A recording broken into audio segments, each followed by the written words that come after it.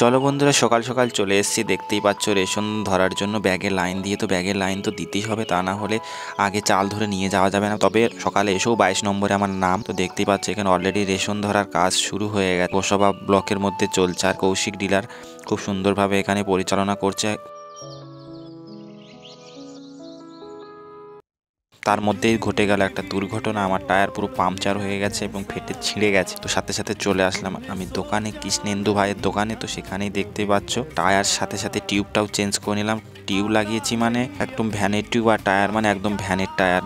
বলেছে 4-5 বছরে কিছু হবে না, মতো ভরসা করে আমি টায়ার টিউবটা আমার সাইকেলের চাকায় লাগিয়ে নিলাম।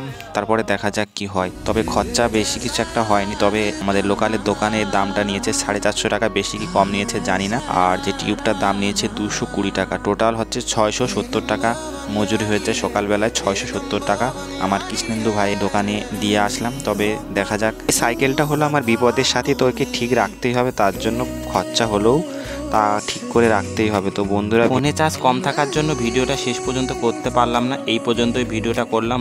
তো দেখা হচ্ছে অন্য আরেকটা ভিডিওতে। নমস্কার।